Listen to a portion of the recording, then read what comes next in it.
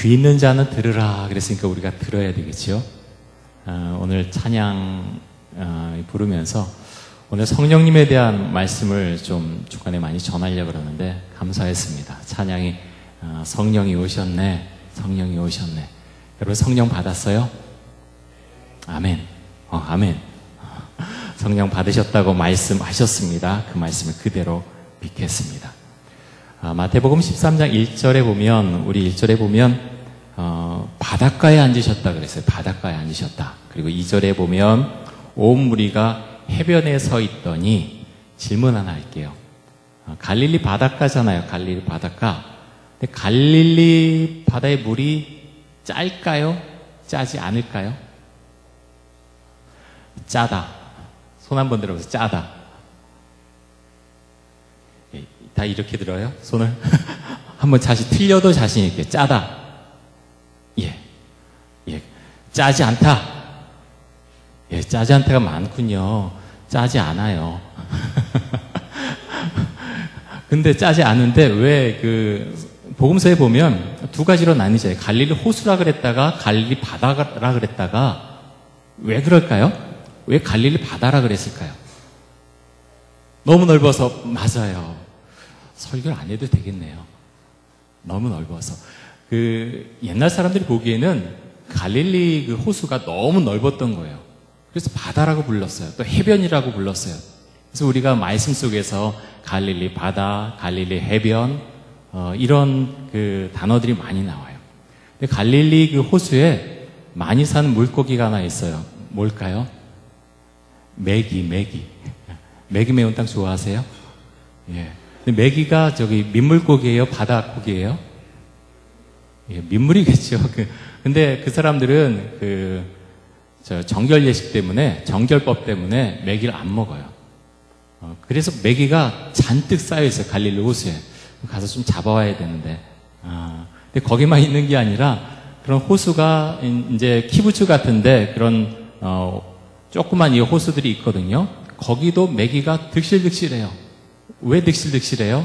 안 잡아 먹으니까 거기도 득실득실 됩니다. 자, 오늘 말씀해 보면 예수님께서 갈릴리 바닷가에 나가셔서 이제 말씀을 전하세요. 많은 사람들이 몰려들었어요. 예수님은 배에 올라가 앉으시고 사람들은 해변가에 있어요. 말씀을 전하시는데 비유로 말씀하셨다 그랬어요. 어떤 비유입니까? 씨 뿌리는 비유, 씨 뿌리는 자의 비유죠. 우리가 잘 아는 말씀이에요. 자, 씨 뿌리는 사람은 똑같아요. 그렇죠? 씨 뿌린 사람은 똑같아요. 씨, 품종, 어떤 것은 좋고 어떤 것은 나빠요? 그렇지 않죠? 똑같아요. 근데 뭐가 달라요? 땅이 달라요. 땅은 뭡니까? 뭘 의미하죠? 우리 마음. 예, 지금 좀 아동부 설교 온 것 같기도 하고 좀 이제 그러면서 근데 너무 중요해요. 대답을 너무 잘해줬고요. 이게 너무 중요하단 말이에요. 우리의 마음이에요. 땅은. 근데 네 가지로 지금 나오잖아요. 첫 번째 뭐예요? 길가가 나와요. 그리고 얇은 흙이 좀 조금밖에 없는 돌밭이 나오죠. 그다음에 가시떨기 나무가 있는 그 땅이 또 나와요. 그리고는 좋은 땅이 나와요. 근데 그 네 가지 중에서 결실을 맺는 땅은 어떤 땅이에요? 좋은 땅. 딱 한 가지예요. 한 가지밖에 없어요. 나머지는 어떤 땅이에요? 결실을 맺지 못하는 땅. 자, 여러분의 마음 상태는 어디예요? 나는 좋은 땅이에요? 아니면 길가예요? 돌밭이에요? 가시떨기 그 나무가 있는 그런 땅이에요? 아마 좋은 땅이라고 안 하면 목사님 기분 나빠요 라고 할지 모르겠어요. 근데 생각해 보세요. 길가에 떨어졌다고 하는 것은요, 새가 와서 그렇게 쪼아서 먹었다 그랬어요. 다시 말하면 말씀을 들어요. 근데 교회 문을 나서는 순간 완전히 다 까먹어요. 나는 세상에 완전히 속겠다. 신나게 살아요. 그래서 다시 교회 와요. 말씀 들어요. 까먹어요. 그 사람은 길가예요. 마음 길가. 그냥 생각해 보세요. 나는 길가인가 아닌가 생각해 보시고요. 그 다음에 돌밭이죠. 돌밭. 흙이 조금밖에 없어요. 씨앗이 떨어져요. 조금 자라죠. 뿌리를 내리지 못해요. 왜 그래요? 흙이 조금밖에 없어요. 믿음이 너무 약한 거예요. 그렇죠. 믿음 너무 약해요. 교회 밖에 나설 때 말씀을 바로 잊어버리진 않지만 조금만 어떤 일이 있으면 금방 다 까먹어요. 주의 말씀 저 뒤에 내가 지금 사는 게 중요해. 그런 분들은 돌짝박 같은 마음 상태다라고 말할 수 있겠고요. 그 다음에 가시떨기라고 하는 것은 뭘 의미해요? 세상의 염려와 근심이 내 믿음이 잘하려고 그러는데 그것이 막아요. 근데 이런 분들 너무너무 많아요. 교회 안에 정말 많아요. 아마 퍼센테이지로 따지면 제일 많지 않을까 생각이 돼요. 그러면 뭐예요? 결실을 맺지 못한다 그랬어요. 여러분은 어떠세요? 염려하지 말라라고 말씀하셨어요. 아멘으로 받으세요? 너희 염려를 다 주께 맡기라. 간단해요. 어떨 때 맡길 수 있느냐? 성령이 충만하면 성령을 받고 성령이 충만하면 맡길 수 있고요. 성령 예전에 받았어도 옛날 추억으로 남아있으면 염려를 짊어지고 가요. 염려를 짊어지고 가요. 우리 교회 안에도 이제 잠이 안 오셔서 수면제도 넣으시고 이렇게 하신 분들이 여러 분 계세요. 우울증이 왔어요. 어떨 때는 약물 치료가 필요해요. 그런데요, 의사 선생님들과 이야기 나눠보면 그것 갖고는 다 치료가 안 돼요. 수면제를 먹기 시작하면요, 계속 먹어야 될 가능성이 많아요. 여러분 어떠세요? 주께서 사랑하신 자에게 잠을 주신다 하는 것이 참 감사한 그런 은혜의 고백이죠. 그런데 여러분, 우리의 마음은 어떤 상태에 있어요? 여러분은 결실이 맺혀지는 그런 마음 상태로 있으세요? 어떤 열매가 맺어졌어요? 어떤 결실이 맺어졌어요? 지금까지 삶 가운데. 아니면 올해 이제 얼마 안 됐으니까 작년 2018년도에 여러분 개인적으로 여러분의 가정 안에 또 우리 한문 공동체 또 삼부 예배 안에 어떤 은혜가 또 어떤 열매가 맺어졌나요? 눈에 보이는 열매일 수도 있고요. 눈에 보이지 않는 열매가 있을 수도 있어요. 저는 좀 가슴이 아팠어요. 지난달에도 우리 서리 집사님이 기도하기로 했고 지금 오늘도 서리 집사님 기도하기로 했는데 오늘 만났는데 나한테 기도 안 하겠다는 말 안 했어요. 사실 좀 화가 나요. 기도를 뭘로 하나? 예배 순서를 맡은 걸 뭘로 하나? 예배자에서 기본 자세가 안 돼 있다. 너무너무 중요한 거예요. 어떻게 그렇게 할 수 있어요? 전 너무너무 화가 나요, 사실은. 하나님 앞에 어떻게 이렇게 예배를 드릴 수 있나? 모르겠어요. 여러분, 청년부 공동체하고 어떻게 이야기가 됐는지 모르겠는데, 어찌됐든 참 마음이 아파요. 여러분, 예배는 참 중요한 거예요. 참 중요해요. 그럼 모든 것을 다해서 최선을 다해서 나아갈 때 주께서 예배를 통해서 결실하게 해주시고 또 은혜를 주세요. 자, 좋은 땅이 아닌 마음한테는 뭔가 문제가 있는 거죠. 하나님의 말씀이 자리 잡지 못하게 하는 어떤 문제가 있어요. 혹시 여러분 그런 마음 상태라면 여러분의 마음 가운데는 어떤 문제가 있나요?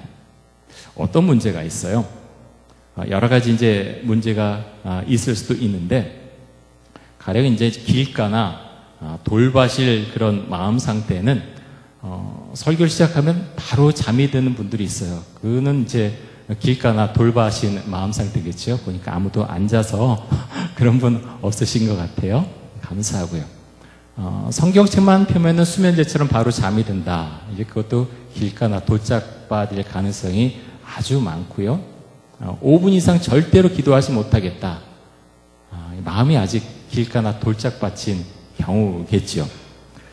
여러분은 어떤 고민이 있어요? 참 고민이 많죠.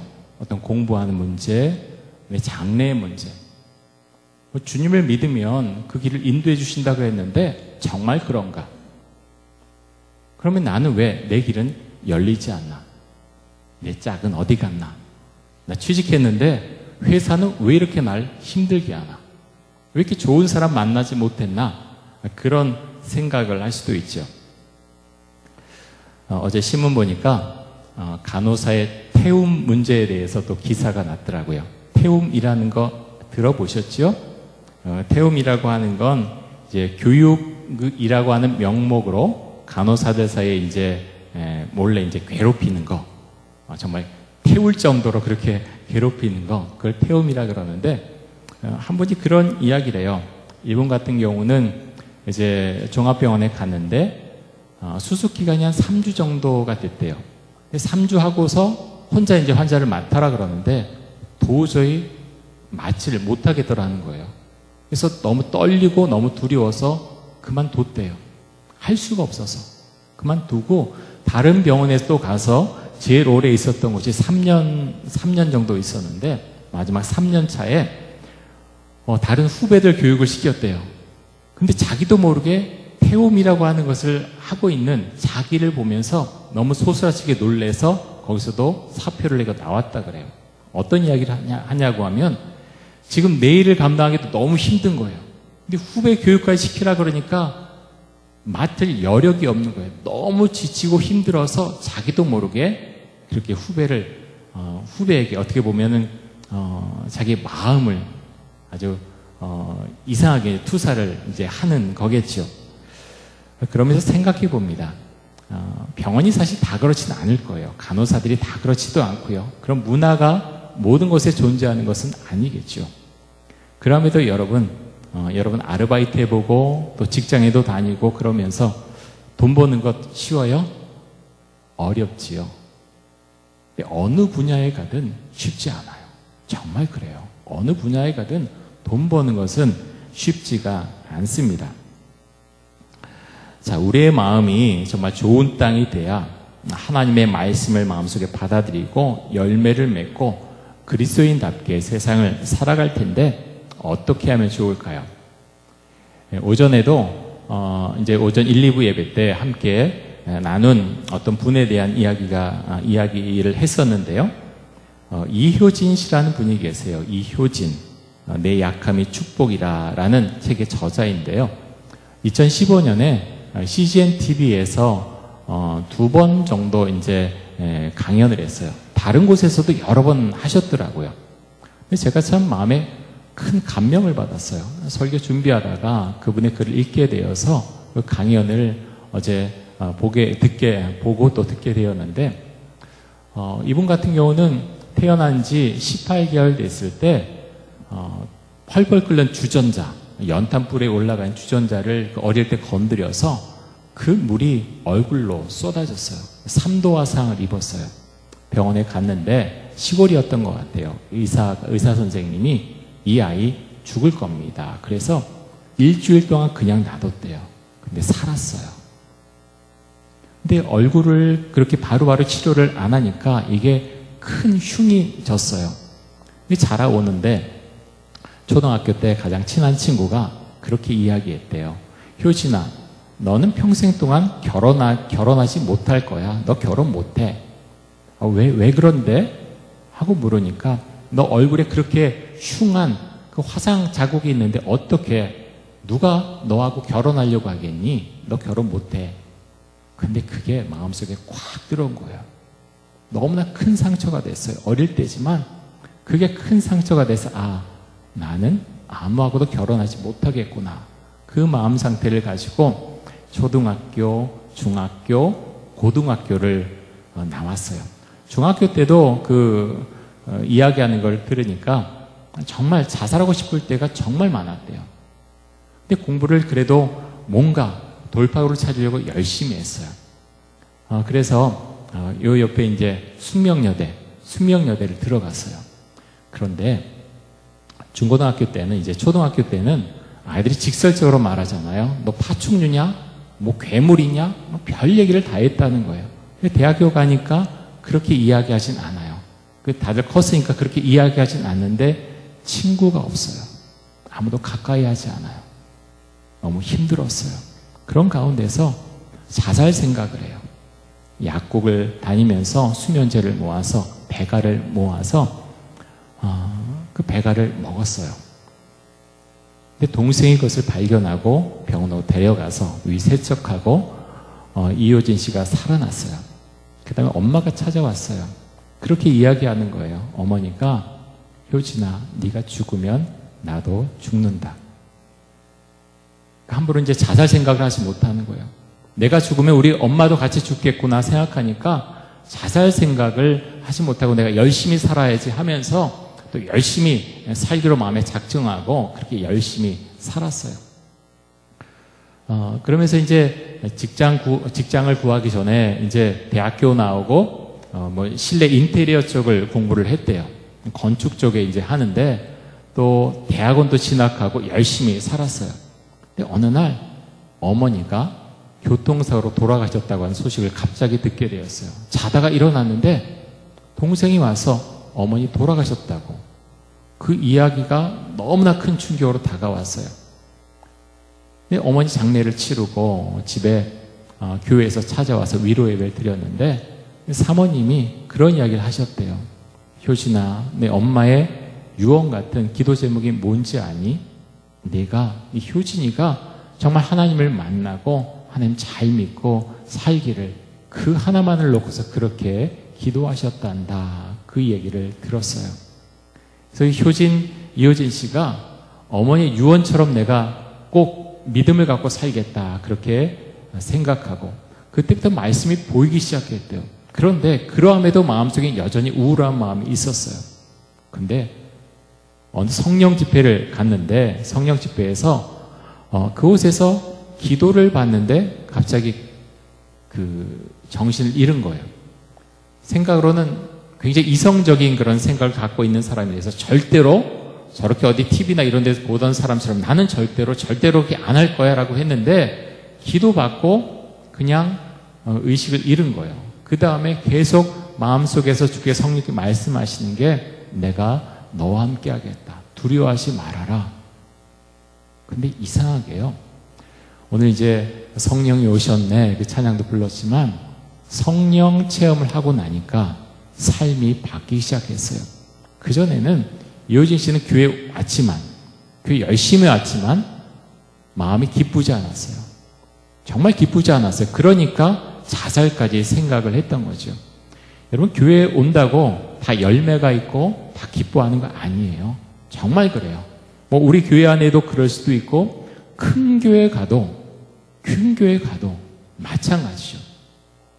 마음이 늘 기쁘고 그렇게 열매가 맺히고 하면 좋겠지만 그렇지 않은 경우들이 상당히 많이 있다고 하는 것입니다. 왜 그렇습니까?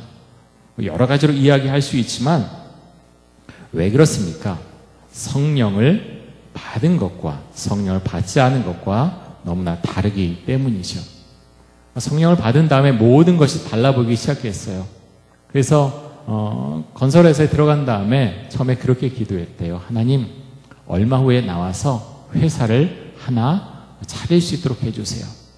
그래서 동생 보러 나한테 사장님이라고 좀 불러줘라. 그래서 생각만 하고 있는데 말단 사원일 때 그 동생이 사장님이라고 불러줬대요. 3년 후에 회사를 나와서 예인 건축 사무소, 예인 건축 이라고 하는 이런 건설 그런 사무소를 만들었고요. 거기에 소장으로 지금까지 잘 지내고 있습니다. 그런 이야기를 해요. 큰 건설사의 그런 하청을 굉장히 많이 따냈대요. 그래서 굉장히 많이 이곳이 성장했다. 그런 이야기를 합니다. 회사도 그렇게 차렸지만 또 하나 기도한 게 결혼에 대한 기도였어요. 하나님 앞에 기도하기 시작했어요. 그전에는 한 번도 결혼한다는 생각을 안 했어요. 근데 성령을 받고 나서 하나님 결혼하게 해주세요. 그래서 이름까지 지었대요. 이름을 뭐라고 지었냐면 용호라고 지었대요. 이게 뭐 본인이 만든 건데 용맹스러운 호랑이 같은 믿음을 가진 사람을 만나게 해달라 그러면서 용호씨 그러면서 일기도 쓰고 근데 놀라운 건 사람을 만났어요. 사람을 만났는데 그래서 근데 좀 이야기하는데 자기하고 조금 자기보다 연배가 한참 낮은 것 같기도 하고 그래서 첫 만남하고 나갈 때 혹시 몇 살이세요? 그랬더니 29이라고 이야기를 하더래요. 그때 이효진 씨 나이가 35이었어요. 6살 차이 나잖아요. 그래서 그 자리에서 나오면서 하나님 이거 아니잖아요. 6살이나 차이 나잖아요. 더구나 이 사람 목사 될 사람이에요.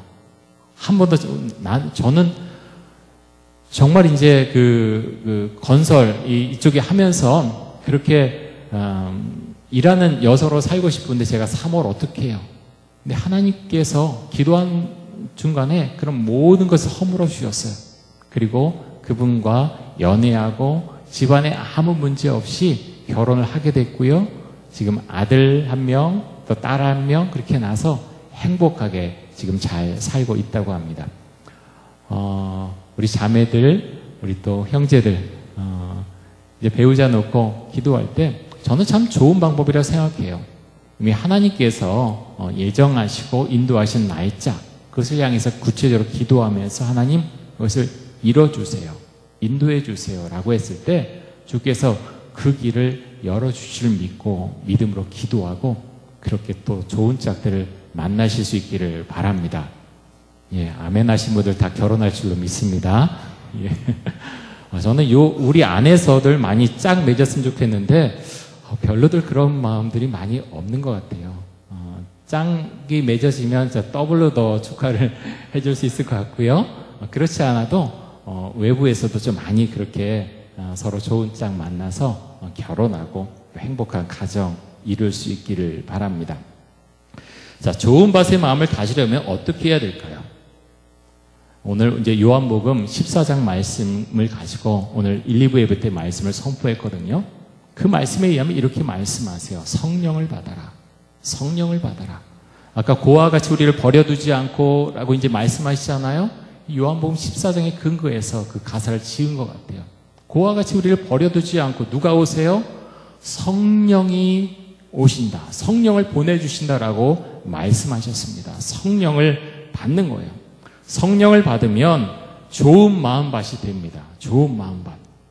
자, 오늘 말씀 가운데 보면 예수님께서 씨 뿌리는 자의 비유에 대해서 제자들에게 설명하면서 이사야의 예언을 들어서 이렇게 설명합니다. 자, 마태복음 13장 14절 15절. 성경을 한번 보세요. 앞에는 나오지 않을 텐데요. 있나요?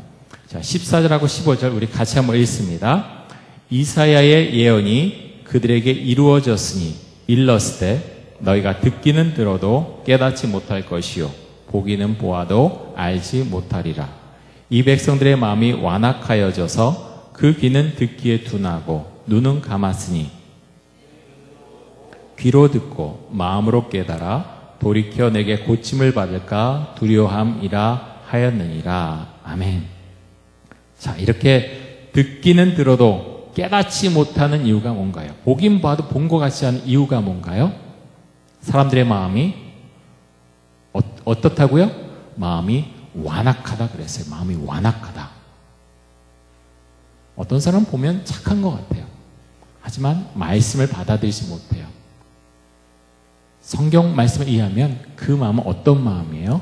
마음이 완악한 마음이에요. 마음이 완악하기 때문에 하나님의 말씀을 그 마음속에 받지 못한다라고 말씀합니다.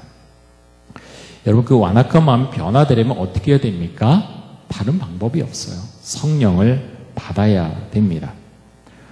성령을 여러분 어떻게 받죠? 예수 믿는 사람이라면 예외 없이 누구나 성령을 받는데요. 사도행전 1장 5절에 보면 이렇게 말씀합니다. 예수님께서 이제 하셨던 말씀인데요. 요한은 물로 세례를 베풀었으나 너희는 몇 날이 못되어 성령으로 세례를 받으리라. 이렇게 예수님께서 말씀하셨습니다. 자, 사도행전 1장 8절에 보면 여러분 다 암송하죠? 우리 같이 한번 오직 성령이 같이 한번 하겠습니다. 오직 성령이 너에게 임하시면 너희가 권능을 받고 예루살렘과 온 유대와 사마리아와 땅끝까지 이르러 내 증인이 되리라 하시니라. 자, 증인으로 살아가야 되는데 증인으로 살아갈 수 있는 원동력이 무엇입니까? 성령을 받아야 된다는 거예요. 성령을 받아야 된다. 자, 예수님을 믿는 사람으로 예수님의 증인으로 살아가기 위해서 우리에게 두 가지가 있어야 되는데 첫 번째는 하나님에 대한 지식입니다. 하나님에 대한 지식. 제가 우리 교회에 와서 사실 솔직한 마음으로, 정말 솔직한 마음으로 말씀에 대한 공부가 너무 빈약하다는 것을 정말 많이 느꼈어요. 좀 더 열정이 있었으면 좋겠어요. 말씀을 사모하고 성경 공부에 정말 그렇게 열심을 다하고 말씀을 읽고, 물론 우리 통독하는 데 있어서는 열심히 읽으시는 분들이 많아요. 참 감사해요. 그런 거 참 감사해요. 어떤 집사님은 작년에만 한 5번 정도 너무너무 읽고 싶으셔서 그렇게 읽으셨대요. 계속 읽으셨다고 사무실로 찾아오시는 거예요. 그래서 참 어떻게 이렇게 읽으셨어요? 그러면 목사님 별로 할 일이 없어요. 할 일이 왜 없어요? 할 일이 많지요. 근데 말씀이 꿀송이처럼 달기 때문에 읽는 거예요. 여러분, 하나님의 말씀을 알아야 돼요. 지식이 있어야 돼요. 성경을 모르면요, 말씀, 예수님의 증거자로, 정말 말씀 전하는 사람으로, 전도하는 사람으로 살아가기가 어렵습니다. 어떤 성령 충만해서 잠깐 아는 사람, 어떤 사람을 이렇게 데려올 수도 있지만, 하지만 하나님에 대한 말씀에 대한 지식이 분명히 있어야 됩니다. 두 번째, 지식만 있으면 그거 갖고 복음을 전할 수 있느냐? 하지 못합니다. 지식을 많이 배워요. 근데 입이 안 떨어져요. 왜 그래요? 머릿속에만 들어와 있어요. 문자적으로만 들어와 있어요. 성령을 받아야지 입이 열립니다. 성령을 받아 입이 열려요. 그래서 복음을 전할 수가 있는 거죠. 여러분, 성령을 어떻게 받습니까? 우리가 성경에 보면 다 나와요. 예수님의 제자들이 어떻게 성령을 받았어요? 예수인가 오랜 시간을 보냈죠. 많은 이적을 봤죠. 그런데도 예수님께서 십자가에 못 박혀 죽으실 때 다 도망갔어요. 왜 도망갔어요? 두려웠어요. 너무나 두려웠어요. 예수님께서 부활하신 다음에 예수님을 만났죠. 그리고 어디에서 성령을 받아요? 마가의 다락방에서 한 120명 정도가 함께 기도할 때 성령이 임했어요. 방언을 말하고 여러 가지 것들을 이제 성령을 경험하게 됐어요. 여러분, 기도할 때 성령을 받습니다. 기도할 때 성령을 받아요. 기도하지 않는 사람에게 성령이 임하지 않습니다. 그래서 말씀에 대한 지식이 있어야 되고요.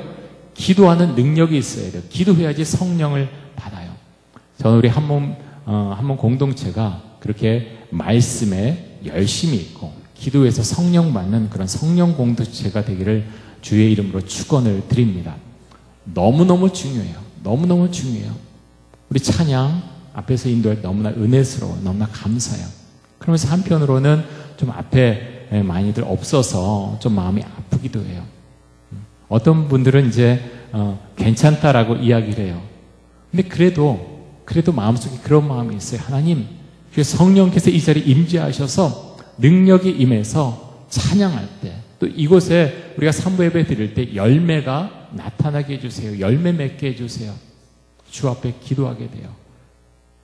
여러분, 그런 마음의 고백이 있으세요? 굉장히 중요해요. 굉장히 중요해요. 그래서 우리 청년들이 삼부 예배를 좀 더 아끼면 좋겠어요. 좀 더 사랑하면 좋겠어요.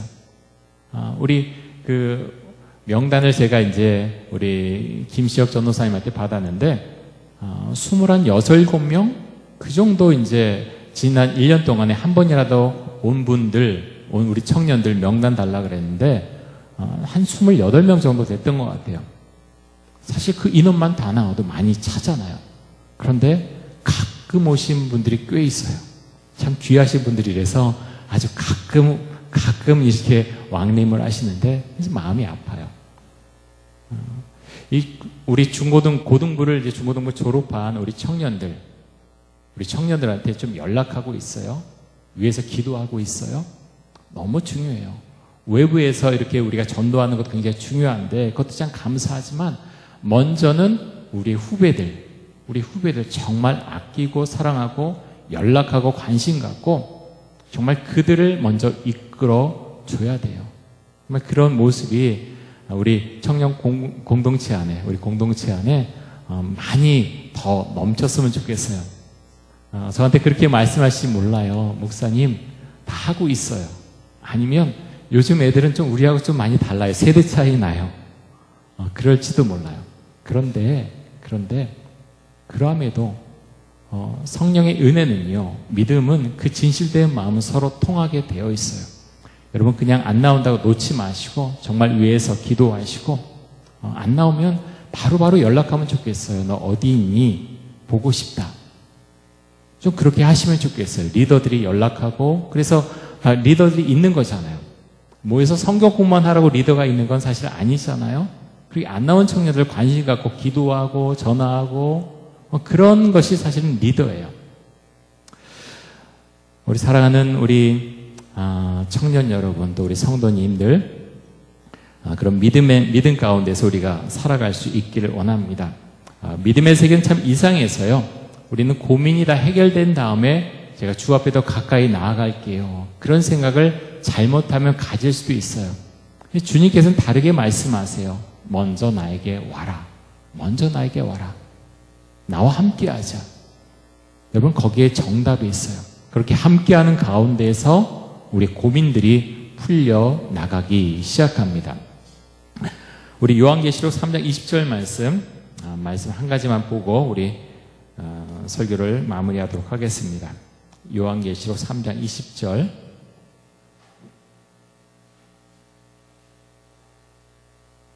한번 찾아보세요. 요한계시록 3장 20절. 신약성경 제일 마지막에 있습니다.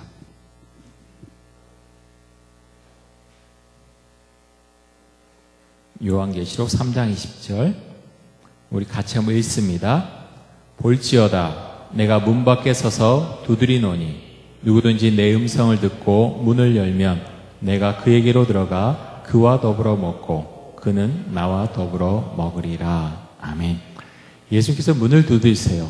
똑똑똑 하고 문을 두드리세요. 그럴 때 우리의 마음을 활짝 열 수 있기를 바랍니다. 우리의 믿음이 약할 때는요, 주저해요. 또 청년 때 나 좀 더 재밌게 놀고 싶은데 주께서 내 마음에 완전히 들어와 계시면 나 아무것도 못해요. 그러면서 잘못하면 막을 수도 있어요. 그런데 그렇지 않아요. 정말 주님께서 우리의 마음 가운데 들어오시고 성령께서 들어오시면 그때부터 복음 가운데 참 자유한 게 무엇인가 알게 되고 고백하게 됩니다. 우리 사랑하는 우리 청년 여러분, 우리 성도님들, 예수님을 마음속에 받아들이십시오. 성령님을 받아들이십시오. 그 가운데서 하나님께서 여러분의 인생을 책임져 주시고 인도해 주실 줄 믿습니다.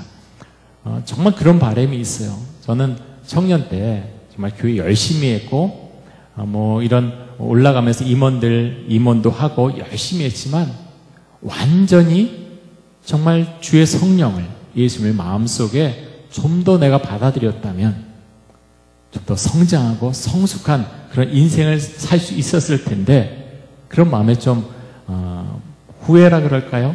예전에 왜 그렇지 못했나? 좀 그런 마음이 있어요. 여러분 성령님께 온전히 의탁하시고요. 예수님을 받아들이고 여러분 인생을 놓고서 구체적으로 기도하면서 주님 제 인생 열어주세요. 인도해 주세요. 주 앞에 기도하시면서 나아갈 때 주께서 여러분의 삶을 인도해 주시고 또 축복해 주시고 또 은혜 주실 줄로 믿습니다.